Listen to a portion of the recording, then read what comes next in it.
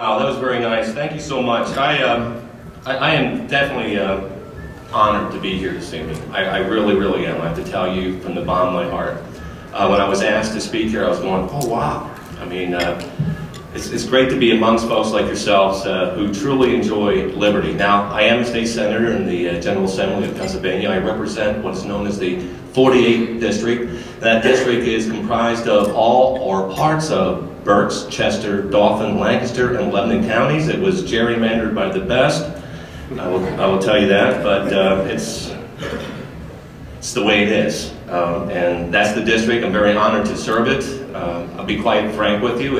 If someone told me 4 years ago that I would be speaking before you fine people here this evening as a state senator in the great state of Pennsylvania, I would have been saying, what are you smoking?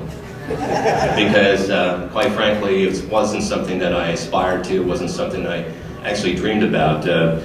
I was a co-founder of an organization called the Constitutional Organization of Lebanon, which is still going on. Started that about 5 years ago, and of course, who remembers the infamous pay raise of 2005? Raise your hand. And what really ticked us off the most of, and what really angered me the most, was the unvouchered expense. See, that is really was the essence of the problem of the pay raise. They could vote themselves a raise, but they would have to wait until they passed your approval to the next election.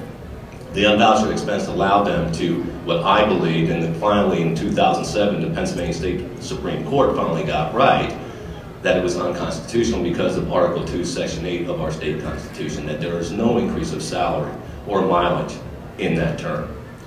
So that's what got me involved. We went out looking for a candidate. I did not want to run. I was out there bird dogging as best I could bird dog to find somebody to run, and I got kind of drafted. And I'll be honest with you, now that I'm there, there are times that I feel very cynical. There's times that I get as angry as I ever could possibly get, and then I get to go home and I get to see my wife, I get to see my 2 children, who have blessed us with 7 grandchildren, and then you realize you're doing this not because of any self-vindication, but you're doing it because I love this country, and I love this state. You know, thank you. American liberty, think about this, ladies and gentlemen, American liberty.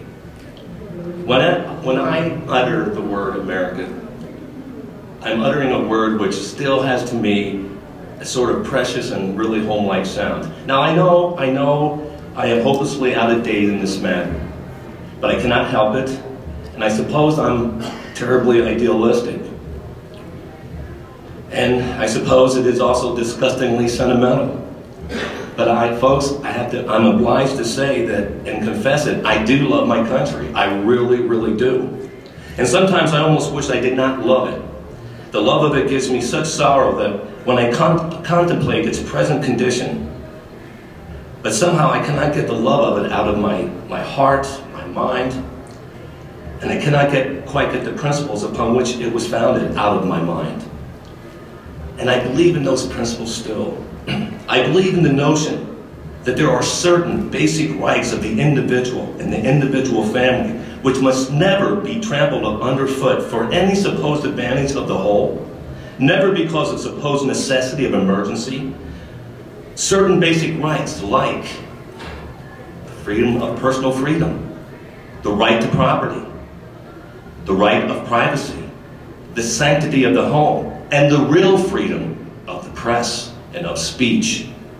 I believe in the specifically American idea of government, not a nation divided for the purpose of administrative convenience in a number of units called states, but a number of indestructible states, each with inalienable rights, each with distinctive features, with its own virtues to be cultivated by its own citizens, with its own defects not to be remedied at all unless remedied by its own citizens.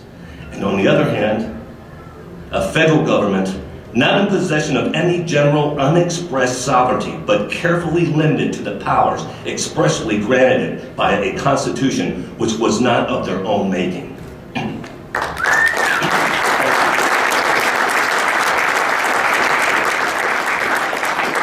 I believe in the judiciary, not cooperating with any economic or social program, but a judiciary resolutely refusing to cooperate.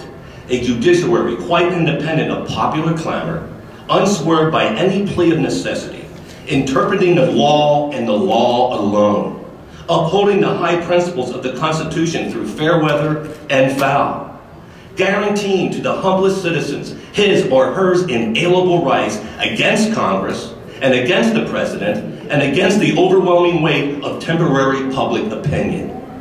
Today, this American liberty of ours, ladies and gentlemen, is very rapidly being destroyed. And worst of it all, it is being destroyed not by a foreign invader, but by our own countrymen. In the process of that destruction, we are learning something that we ought to have known perfectly well all along, namely, that freedom is dependent ultimately upon what is in the hearts of the people. Freedom is not safe if it is written only with ink in the Constitution. It must be